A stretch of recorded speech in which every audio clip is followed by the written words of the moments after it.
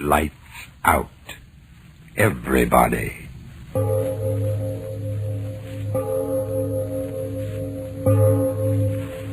It is later than you think. Lights Out brings you stories of the supernatural and the supernormal, dramatizing the fantasies and the mysteries of the unknown. We tell you this frankly, so if you wish to avoid the excitement and tension of these imaginative plays, we urge you, calmly but sincerely, to turn off your radio now. My name, Arch Obler. Tonight, a story I enjoyed writing for you because, well, frightening as the thought may be, it could happen.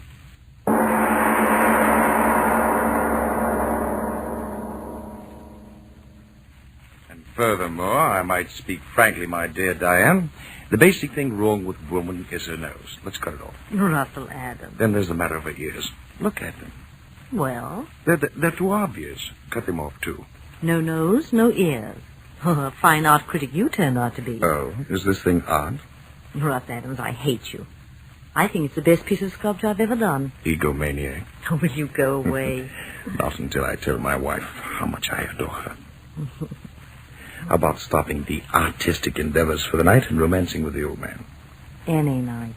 Come on. Out on the veranda. There's a moon.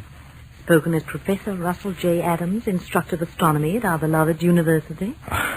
I don't know a single scientific fact about this moon. It's a special satellite built entirely for romance. Then it's a date. After you, fair Diane? Why do you laugh? Just thinking it's a good thing we haven't any neighbors, or they'd think we were honeymooning. 10 years and 2 more weeks. Sweet. Why? For remembering. Why the sigh? Oh, it's such a lovely night. Yes. You're very lovely with the moonlight in your hair.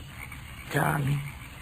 335 days out of the year, moonlight to me is just a reflected light of the sun. A light interesting only that it may be analyzed spectroscopically.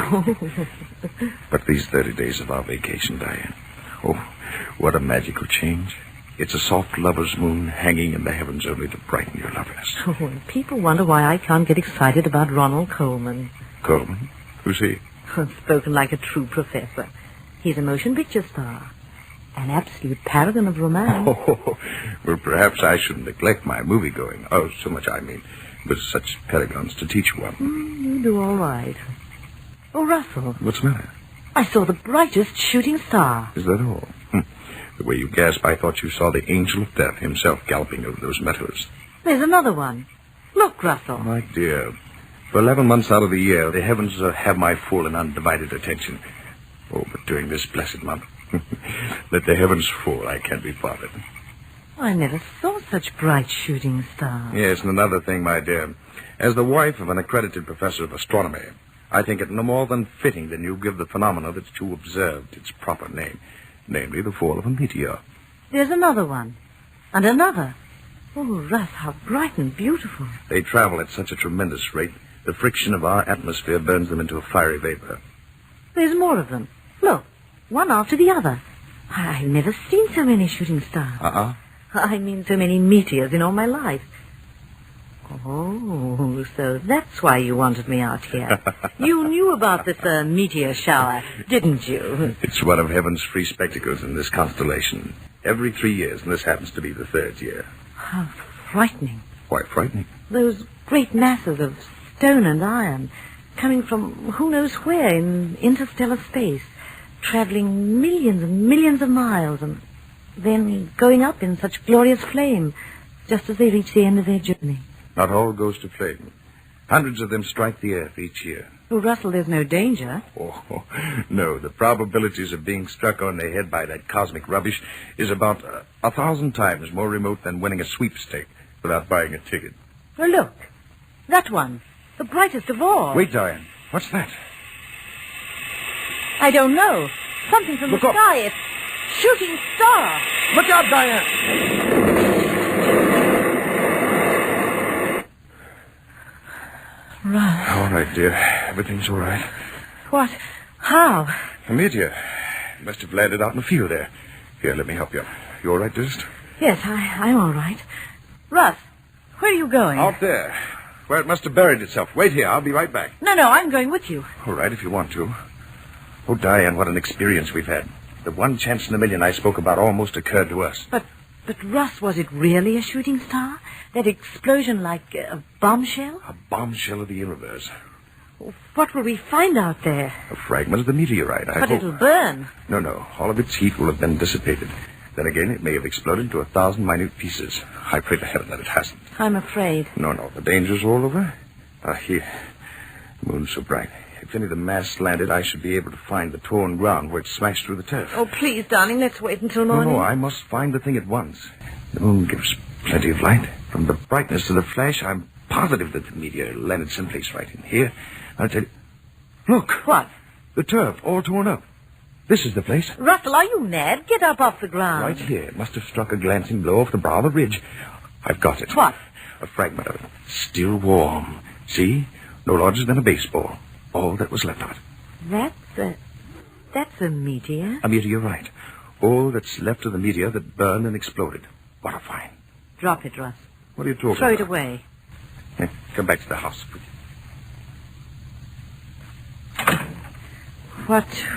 What are you going to do with it? Diane, what's the matter with you? Your face. I don't know. Somehow I'm afraid for all of us. Afraid? Good heavens, my dear. There's nothing dangerous about this. A mass metal that's 90% iron. Why, it's as harmless as any inert piece of metal. Come to the study. I'll show you where the rush of air against the incandescent... Russ, wait. Huh? Someone's crying. Yes. I'll go and see. It's Helga. Oh, Helga, you poor thing. We forgot all about you. Oh, Mrs. Adams, it was exploding. Now, everything's all right, Helga. What's going on, Diane? Poor Helga. The explosion frightened her out of her wits. Oh, Mr. Professor Adams, we die. We all die. Don't be a the fool. fire, it come from the sky. It kill us. It kill you and me and everybody. We die. Everybody Stop die. it. For heaven's sake, stop that. Die. Take care of it, Diane. Give her a sedative or something. All right, Russell. All right now, Helga. Everything's all right. Don't be frightened. I'm going to get at this meteorite, so please quiet the dumb fool down as quickly as you can. Superstitious idiot. Simple phenomena, and she thinks the world's ending. Simple little meteorite. Iron, a bit of nickel content. Nothing particularly unusual. Oh, Diane, quiet her down, will you? Yes. She'll be all right. You look a little rocky yourself. Here, sit here. She's very frightened. Yeah, and even you, Diane. Well, You've acted so strangely, as if this inert piece of cosmic metal could cause some supernatural ability. what are you going to do with it? Nothing. Examine it. Here, I'll take some of this nitric acid. Where's that bottle? Yeah. Now watch closely, and I'll show you that the stone consists of ordinary elements. Iron. Russell, What? this mark on it. How strange. Funny, I hadn't noticed it before. Circles the entire stone. I wouldn't be a bit surprised that a blow right here would break it in half. Yes, I think I'll try to do that. No, Russ. Leave it alone. Good heavens, Diane. Nothing but a stone. All I'm going to do is try and break it along this fissure. See, I had a hammer and stone. Here. What if the stone break? Almost solid metal. I'll try. By George, it did. Clean in half. What? Look. What's inside? Flesh. Oh, Russell. Megatebrae protoplasmic. No, it can't be. It can't. This is a meteor. It came from out there. There is no flesh. Nothing could live. Russ, look. Huh? It's growing. Growing.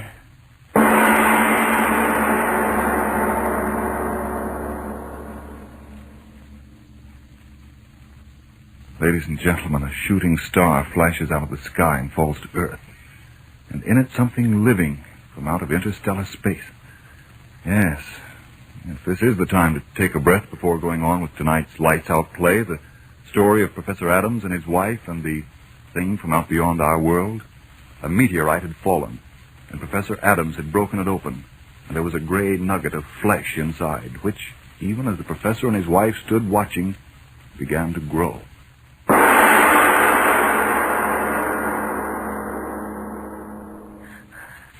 Faster and faster. Gray flesh. Growing. Russ, I'm afraid. No, Diane, no. Wait, control yourself. This is something we've got to see, both of us, calmly, so we can tell others clearly what we saw. I'll try. Russ, keep your arm around me. Larger and larger. Listen, the noise as it grows. I hear it. When will it stop? When? Look, look. No, I can't. That horrible gray flesh. But you must see it. Look. It's forming into something. What? A head. It's forming into a head.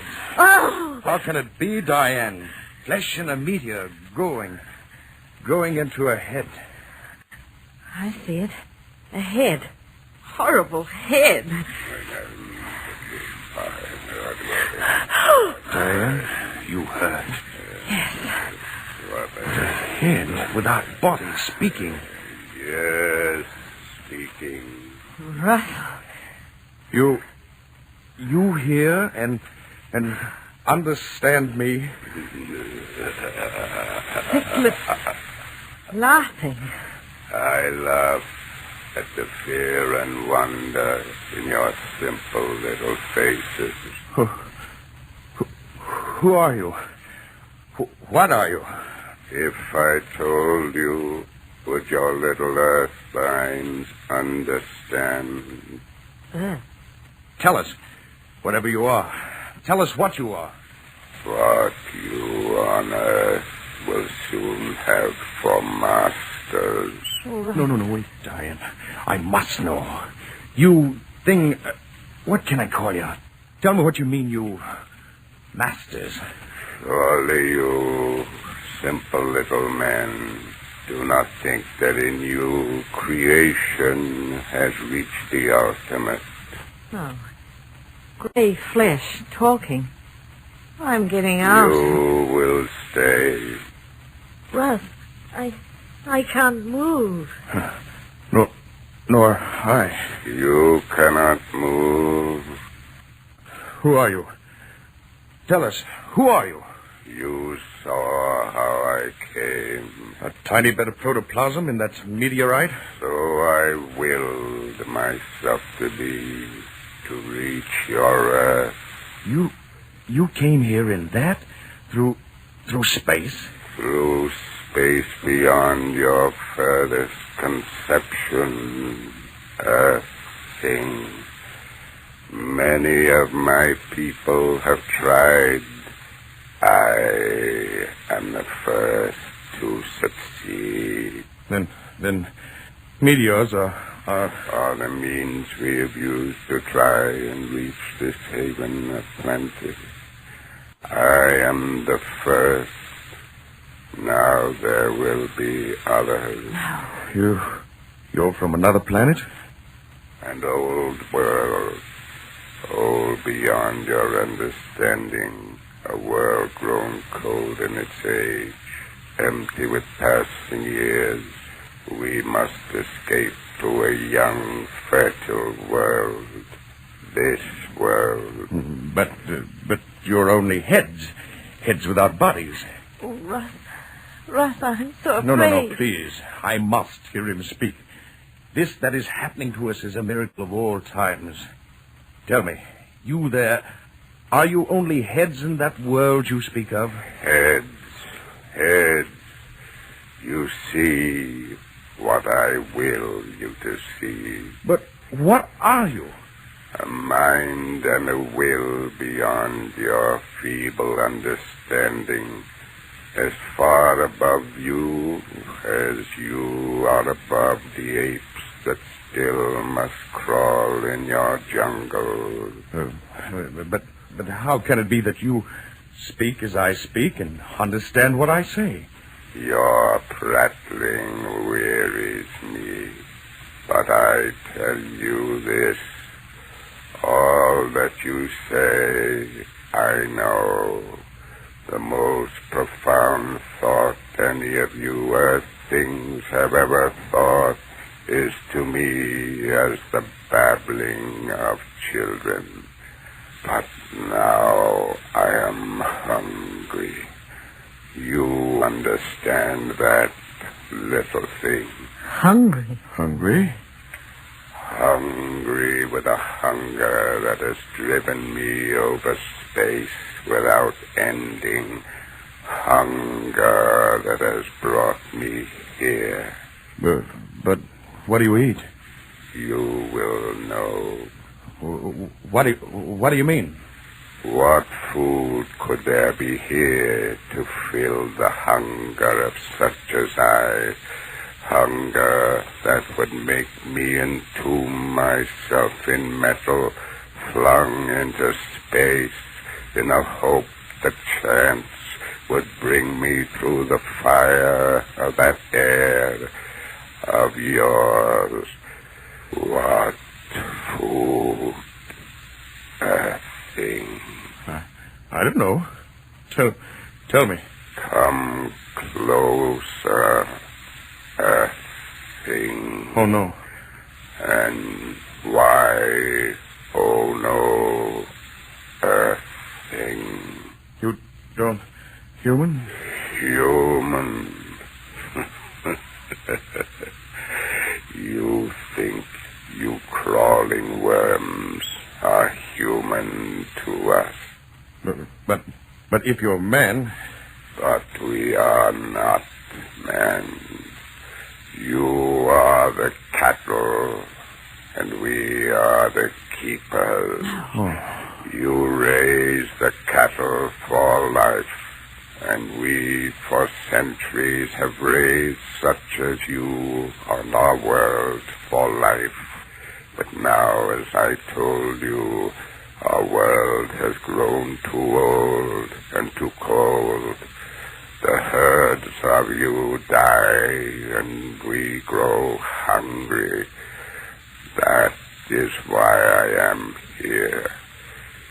We need new cattle. Here there are so many of you. Earth woman. Russell, it spoke to me. We've got to get out of here. Earth woman. No. Stop it. Don't look at me. Stop it. Come No. closer. Don't listen to him, Diane. Closer. No. Don't move, Diane. Stay where you are. Stay right there. You hear only me, Earth woman. Only you. No, Diane. No. Don't say that. Don't look at that monster, Diane. Closer, Diane. Yes. No. Closer. No, Diane. Stand still. Don't move toward it. Don't. Closer, No. Diane. Closer. Monster. Not Diane. Diane, I beg of you. Don't go closer to it. Closer. No. Closer. I'll kill you. If I can only get to you. Soon you will move to me as she No. is. Closer. Diane, Closer. if I could move. Closer. Diane, Closer. I've got to find the way. The strength to stop him. Diane, you're almost... I've got to. Closer. That bottle. Nitric acid. The bottle. Got it.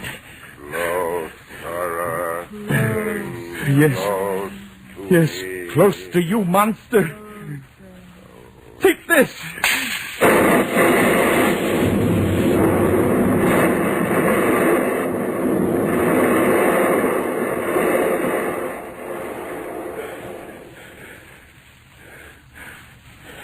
Pool of flesh. That's all. Diane, wake up. Open your eyes. I've killed the thing. I killed it.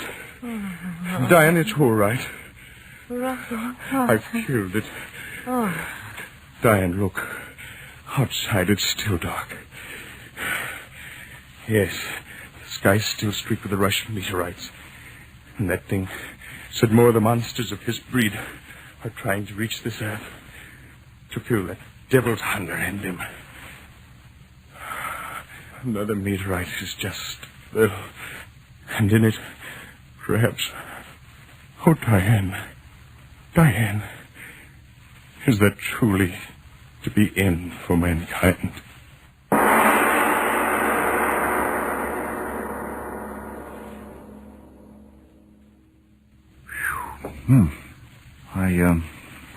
Mr. Obler, will the end of the world come that way? Well, Frank, if you mean will the end for mankind come out of interstellar space in the form of a flying meteor, well, there are some mighty interesting theories along that line. The amazing thing about it, Frank, is that there are so many logical and thoroughly possible ways in which the entire tribe of mankind could be wiped off the earth at any moment. I'm not talking about famine or what's close to all of us, war. I mean other ways. A star moves into our darkness from somewhere out there in the blackness of interstellar space, and the pull of its presence might turn our spinning globe headlong into the sun. In a split second, all of mankind, all his buildings, his wonderful possessions, his precious little pile, would go up in a flash of fire. Or, out of the sun itself, the very source of our life, as we all know, could shoot a long stream of explosive flame that would curl around us and again, well, so quickly that no man would know what had happened. In split seconds, this earth would be a charred, uninhabited spheroid. Yes, when one stops to think what a tiny little grain of sand this haughty world of ours actually is in the dark sea of space, and when we realizes how precarious little mankind's hold is on this earth, the spectacle of man's inhumanity to man becomes a cosmic joke. Well, all of those things are certainly interesting to think about, Mr. Obler, but Lights Out will come to you again next Tuesday at this same time. Be sure to listen to Arch Obler's Weird Story.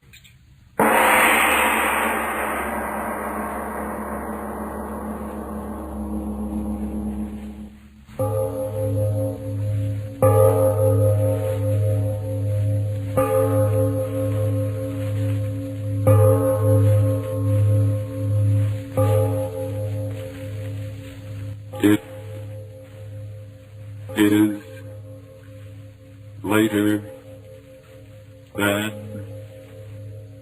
you think.